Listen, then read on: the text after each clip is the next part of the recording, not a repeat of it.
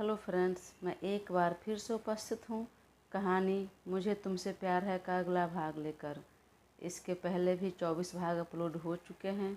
अगर आपने नहीं देखा तो प्लीज़ एक बार ज़रूर देखें। क्यों? तुम ऐसा क्यों कह रहे हो अनुभव? अंकल, क्योंकि मेरा जो नेचर है वो परिवार में रहने वाला नहीं है। सबको मेरे बिहेवियर से परेशानी हो सकती है और अभी अद्रिका की उम्र भी कम है। हाँ, पर इस सब के लिए घर से दूर जाने की ज़रूरत नहीं। यहाँ सबके साथ रहकर भी हो सकता है, बल्कि और जल्दी होगा। और तुम एक बार अपने माँ बाप के बारे में भी तो सोचो। इतनी लंबी इंतज़ार के बाद सब एक हुए हो तो फिर दूर क्यों जाना? माँ बाप बर्दाश्त कर पाएंगे तुम्हारा दूर जाना? रही बात अद्रिका की, तो वो इतनी भी कम उम्र की नहीं है। अगले महीने 21 साल की होने जा रही है और तुम दोनों की शादी भी हुई थी एक साथ रहने के लिए, अलग अलग रहने के लिए नहीं। एक तो इतने दिनों के बाद थोड़ा चैन सुकून आया है उसके जीवन में, फिर तुम जाने की बात करोगे तो उसे अच्छा लगेगा, बर्दाश्त कर पाएगी? मुझे नहीं पता तुम्हें इस बात का एहसास है या नहीं, पर वह तुमसे सच में बहुत प्यार करती है और यह बात तुम्हारे पापा को भी पता है। अनुभव चुपचाप सुन रहा था।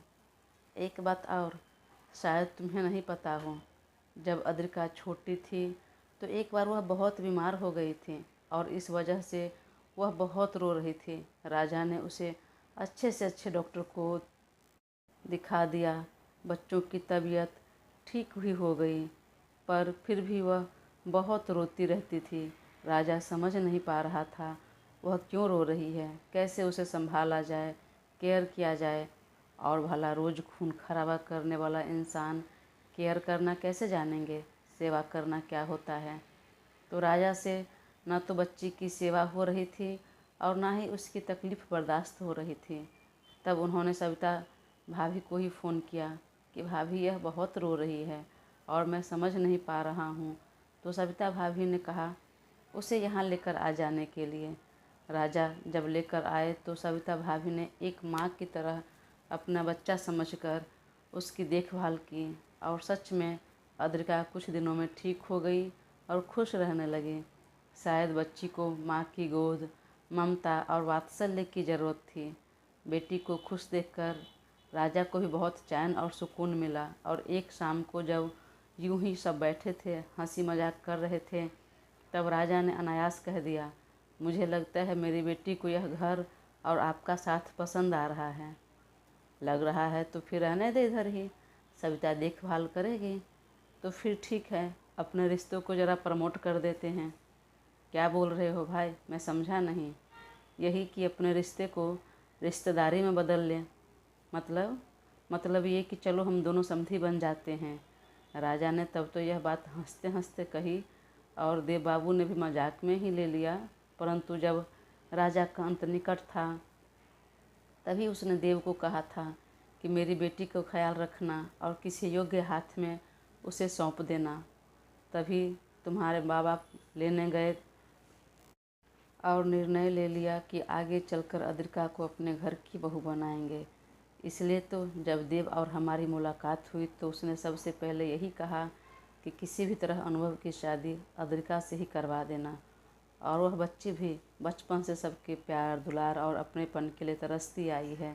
और यहाँ प्रेम का मतलब सिर्फ एक दूसरे के प्रति आकर्षण नहीं है।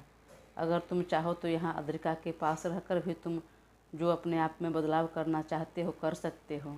तो मेरी मानो, घर छोड़कर जाने की ज़रूरत नहीं तुम्हें।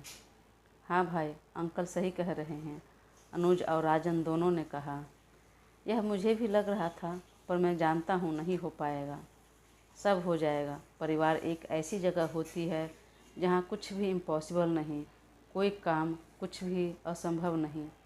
ठीक है, इसके बारे में सोचूंगा। सिर्फ सोचो मत, करो भी। और अब मैं जा रहा हूँ सोने। तुम लोगों को जो बातें करनी है करो, बोलकर अभय बाबू उठ गए। तभी अनुभव ने कहा, मैं सोच रहा था नेक्स्ट वीक पार्टी रखते हैं। सिर्फ पार्टी नहीं भाई, ग्रैंड पार्टी। आखिर बहुत से हिसाब बाकी हैं। क्या हिसाब बाकी है? अनुभव ने कहा। क्या नहीं बाकी है? आपने शादी की उसकी पार्टी, अंकल आंटी आ गए, वो राना पकड़ा गया, वो तुम इतने बड़े पुलिस वाले हो, यह तो सारी खुशी की बात है। तो इन सब के उपलक्ष्य में ग्रैंड पार्टी तो होनी ही चाहिए। तब तो पार्टी तुम्हें भी देना चाहिए अनुज। किस बात के ब्रो? क्योंकि अब तुम मेरे बहनोई बन जाओगे। अनुज हंसते हुए कहा, ठीक है, मैं तुम्हारे जैसा नहीं हूँ, जब बोलो तब पार्टी देने के लिए तैयार हूँ, बस हमारी शादी तो हो जाने दो। अनुभव ने जोर से एक धौल जमाया। अभी मेरी बहन की उम्र बहुत कम है, तो शादी के सपने मत देखना। दोस्त है तो दोस्त बनकर आगे बढ़ने की ज़रूरत नहीं। हाँ भाई, तुम सही कह रहे हो। मैं तो भूल गया था कि तुम अब एक पुलिस वाले हो और मैंने पुलिस वाले की बहन से प्यार किया है। ओह गॉड, कहाँ फंसा दिया तूने। फंसाया नहीं, तुम्हारे कर्मों का परिणाम है। यह उसी का फल दिया है भगवान ने। क्या मतलब, क्या बोल रहे हो भाई? यही कि बहुत लड़कियों के साथ तुमने फ्लर्ट किया है, इसके लिए भगवान इस आदतों का परमानेंट इलाज कर दिया। अनुज के साथ राजन भी हंसने लगा। अनुज, मैं क्या बोल रहा था कि उसी कॉलेज में पता कर और माला, दिया और सायली के लिए भी बात कर और कल के कल तीनों का एडमिशन करा दे। वे भी अपनी अधूरी पढ़ाई पूरी कर लेगी। यह कहने वाली बात नहीं है भाई, मैंने पहले से सोच कर रखा था। ठीक है, जो सोच कर रखा था अब उस पर अमल भी कर। दूसरे को मत बोलो, खुद भी अमल करो। और यह मत भूलो कि अब तुम शादीशुदा हो। घर में भाभी है तो इंतज़ार कर रही होगी, जाओ अपने कमरे में। हाँ भाई, अनुज सही कह रहा है, भाभी इंतज़ार कर रही होंगी। जाइए, आधी रात तो बीतने को आ गई। तुम दोनों को कुछ ज़्यादा जल्दी नहीं है? अनुभव ने आंखें तरेरते हुए कहा। क्यों नहीं रहेगी भाई, अब तुम जाओगे तब तो हमारा प्रमोशन होगा। प्रमोशन होगा मतलब मैं समझा नहीं। अच्छा, तो अपनी शादी की बात कर रहा है क्या राजन? इतने जल्दबाजी? पर तुम कुछ नहीं करोगे, इतनी जल्दी शादी नहीं होगी दोनों की। अरे अमायरा ने अभी अभी माँ बाप को खोया है। भले ही वह खुद को सामान्य दिखाने की कोशिश कर रही है, पर वास्तव में वह बहुत टेंशन में होगी। तो तुम उसके साथ थोड़ा वक्त बिताओ, एक दूसरे को जानो समझो। हो सकता है तुम्हारा साथ पाकर वह भी इन सब से जल्दी उबर जाएगी, तब जाकर आगे बढ़ना। तो जल्दबाजी में कुछ मत करो, और मैं करने भी नहीं दूंगा। अरे कुछ भी है, पर वह अद्रिका की बहन है और मेरी साली, और सबसे बड़ी बात कि अब वह इस घर की मेंबर है, और जैसे मेरी 4 बहनें वैसी ये भी है। भले ही रिश्ते में वो मेरी साली है, पर एक बहन की नज़र से देखता हूँ मैं। अब हमारी जिम्मेदारी है वो। ओह भाई, क्या तुम भी इतना नज़दीक का सोचना छोड़कर इतना दूर क्यों चले जाते हो? मैं जो कह रहा हूँ उन बातों को समझो और गौर करो। नहीं समझ आया तभी तो पूछा ना। अरे हमारा मतलब है कि आप जाओगे तभी तो हमारा प्रमोशन होगा, मतलब हम चाचा बनेंगे, बच्चों की किलकारी गूंजेगी। कब से राजन भाई सुनकर थक चुका हूँ, पक चुका हूँ। कुछ नया तो सुनने को मिले। अनुभव ने कमर से अपना गन निकाल लिया और सामने रखते ही बोला, अब एक लफ्ज़ निकला ना तुम दोनों के मुँह से तो खोपड़ी में इस गन को खाली कर दूंगा। भाई, इस तरह क्यों धमकी दे रहे हो? सीधे सीधे बोलो ना, जाने के लिए हम यूं ही चले जाएंगे। अनुज ने भी कहा, समझ गया, बहुत रात हो गई, जा, अद्रिका इंतज़ार कर रही होगी। आखिर जब से तुम्हारी लाइफ में आई है, मुझे लगता है पहली बार इतने सुकून की रात आई होगी। तुम जाओ ब्रो, समय बर्बाद मत करो। बोलकर तुरंत दोनों उठ खड़े हुए। राजन दोनों को मारने के लिए उठा, लेकिन राजन और अनुज दोनों ने हंसते हुए दोनों तरफ से हग कर लिया। तो अनुभव ने भी मुस्कुरा दिया। वाकई वर्षों बाद क्या, शायद पहली बार इतना अच्छा माहौल था, खुशनुमा पल था। अनुभव के चेहरे पर स्माइल देखकर दोनों ने फिर से दोनों तरफ से हग करते हुए कहा, भाई तुम तो अपने कमरे में जाओगे, भाभी के साथ रहोगे। हाँ तो अब यह मत बोलना तुम दोनों की मत जाओ, हमारे साथ रहो। अब मैं और नहीं रुकने वाला। अरे नहीं ब्रो, वो हमारी वाली तो इधर ही है, मिलना जुलना तो संभव नहीं है, पर कम से कम हमें दर्शन तो करने दो, दूर से एक झलक देखने तो दो।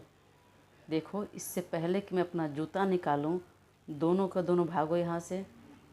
भाई, इतना जल्दी क्यों गुस्सा आता है आपको? बोलते हुए दोनों जाने लगे तो अनुभव ने चिल्लाया, वहाँ किधर गया?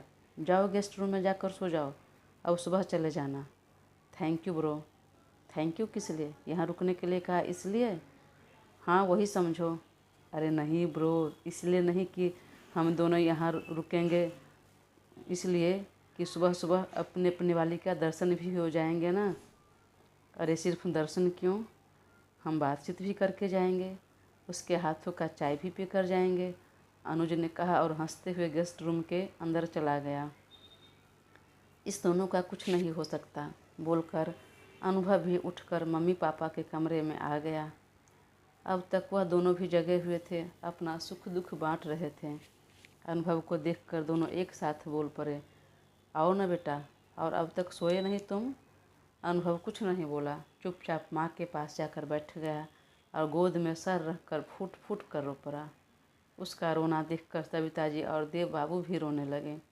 क्या हुआ मेरा बच्चा, क्यों रो रहा है?